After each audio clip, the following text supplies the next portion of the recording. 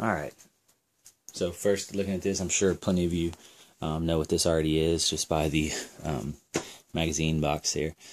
This is a Mosin Nagant.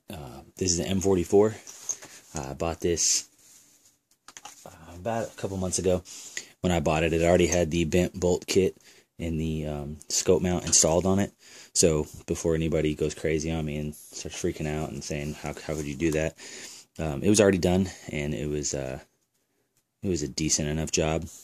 So figured I would show you guys what I have here. The bolt on this is actually very smooth for, you know, an older gun. It's really not hard to work. The trigger's not terrible. The trigger's actually pretty good. You know, the scope mount was solid. It's in place. It's not moving. Now, when I got this, the finish was really worn down and pretty tore up.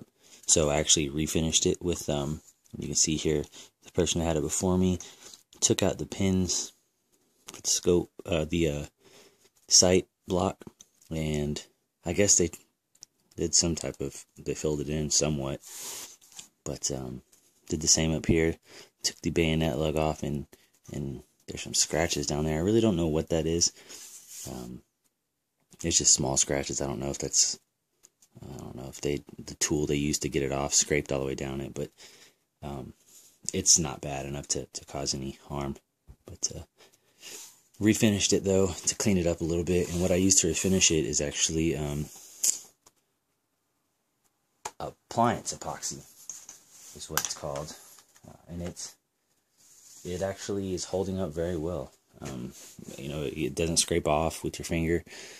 It's surprisingly tough. It's resistant to you know, my cleaning solvents, so when I clean it, it doesn't you know, tarnish it or you know, wipe away the finish. So I'm pretty happy with that. I actually put the ATI stock on it, and I also bedded the receiver in there at the points, like right here. There was a gap, and you can probably actually see there was a gap back here, and I filled, you know, put epoxy all around here. Actually put it down, cinched it down, left it for a while, so they actually filled that gap back there, so it's not going to be able to slide back. In the front, there was actually a pretty large gap in the front block here, and I actually, you know, filled the block up with the epoxy, put it down in there, and you know, let that harden. And now there's not going to be any play as far as when I shoot the action or the receiver, you know, moving, swaying back and forth within the stock itself. Now, it's not free floated yet. I still have to actually do that. I'll have to go through here with some sandpaper and free float the entire barrel. But, you know, I paid $100 for the rifle before, put the $50 stock on it. I mean, it's really not a lot invested into it. And I shot it with the old stock on with iron sights, and it actually shot somewhat well. I'm not the greatest with iron sights, so, you know, my accuracy was not amazing, but I was happy with it. It's definitely going to be a good deer gun. Within 100, 200 yards, I'll be able to take down a deer, and I'll feel pretty confident that I can do so.